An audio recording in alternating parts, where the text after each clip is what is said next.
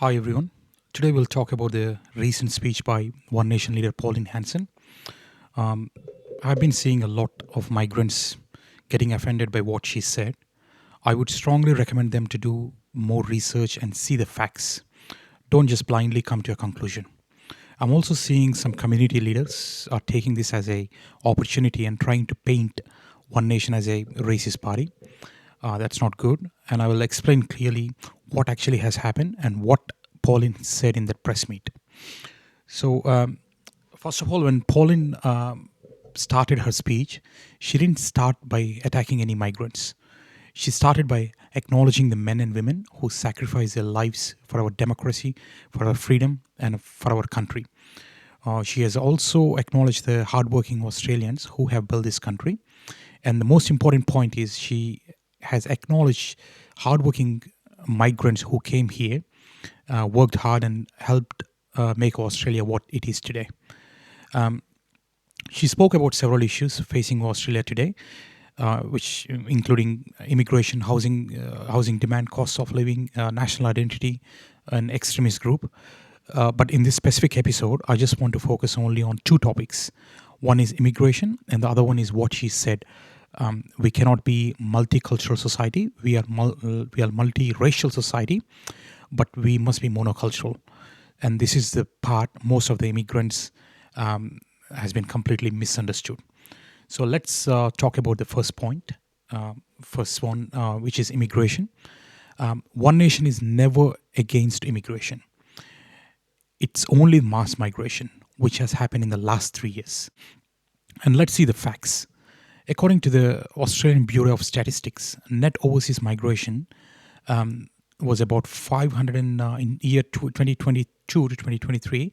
It was about 538,000, and 2023-24 is 429,000, and 24-25 is 306,000. Altogether, it's coming around 1.27 people in just 3 years' time. So the question is, are we having enough houses to accommodate this many people? Have we got enough infrastructure to handle? And can our public transport, public hospitals have enough resources and infrastructure to accommodate this many people?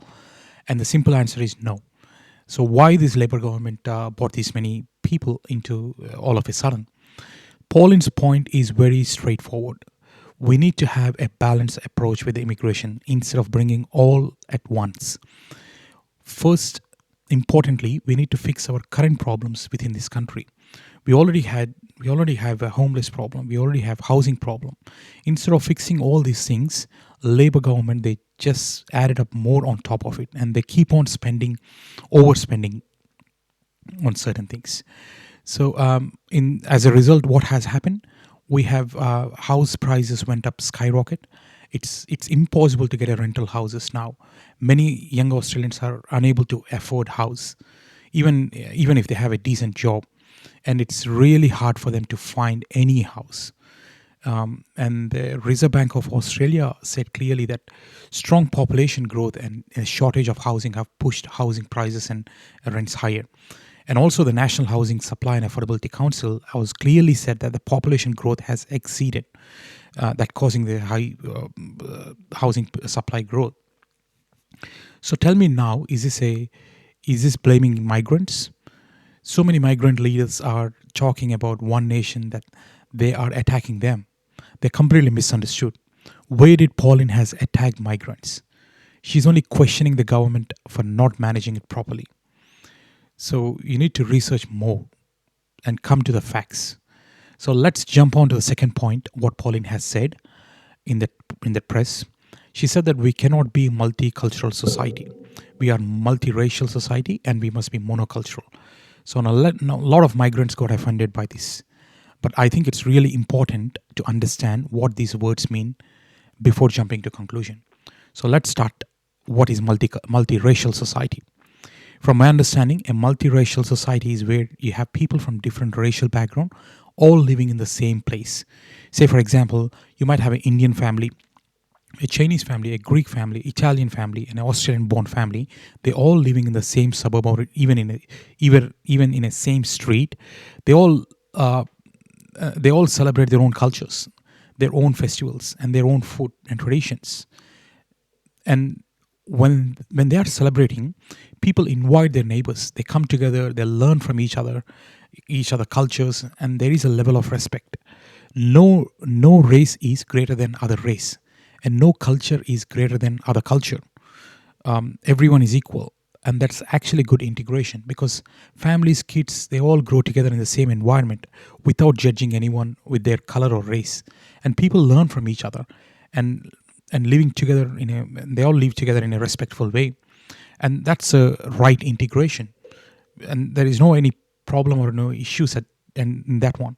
So let's talk about multicultural. It is a similar way. In a similar way, there are a lot of similarities are there, because again, you got the same people coming from different countries, different cultural backgrounds, living in the same society. But the biggest problem and concern what we have now is there is a gap. What we have now is there is no integration. That's the biggest gap. That's the biggest problem. Look at Sydney and Melbourne. Some suburbs are dominated by one particular community. They want only their communities to grow, to live in there. That's not good. And even in the business, they open a business in their locality and serving only to their community people. Say for example, like real estate company. They open a real estate company. They want to sell houses to only to their community people. They want to grow only their communities rather than thinking of everyone, which is not good. That's not at all integration. That's more separation. So the interesting fact is, like, they open this business and they advertise in their own language rather than advertising on their billboards in English. And Australians have been watching all these things, and they are like they are in a stage now that they are done. They got enough with what's happening now. So instead of, you came all the way from a different country to settle in here, instead of embracing Australia, you're creating your own country. And the other problem is, like, people feel that these communities, when they stay within their own cultural groups, they won't be having any interaction between different cultures or different Australians. And this is more like a separation rather than integration. People also feel that if politicians focus too much on specific multicultural programs or communities and giving more funds and not focusing on current priorities, then people will think that it's not a fair go. And this is what's happening now. More and more money is spending on certain things. And a few people question me, like, what is Australian culture? Tell me now what's Australian culture, and we will follow that. I'm giving answer for them. Okay, it's very simple. Respect and equality in daily interactions.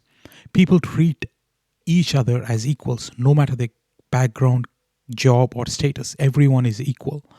And the second point, fair go attitude.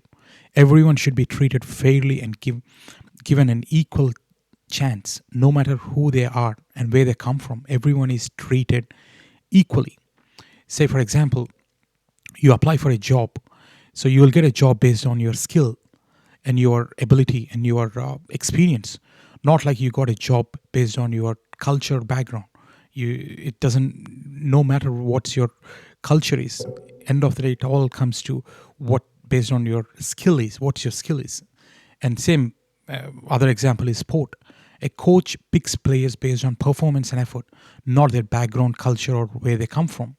And even in the schools and other universities as well, students are judged on effort and performance, not their culture or where they were born. So and the other points are queuing and following the rules. It's very important. Waiting your turn in queues at shops. You line up in a queue. You're not like cutting off. Cutting is like a disrespectful in the public spaces. So these things are very important in Australia. So saying sorry and being polite, that's really very, very important. Even for a simple manners like saying please and thank you and even sorry, this is a part of everyday communication. So even in small situations like bumping into someone in a shop, they will say like sorry.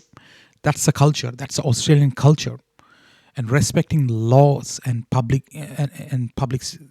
spaces. That's the other important thing. Following road rules, not littering, and keeping public places clean.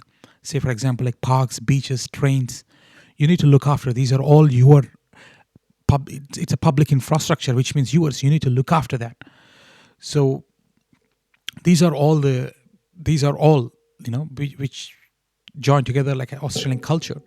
And the other thing is it's a casual lifestyle, helping each other in public, and small acts like holding doors open.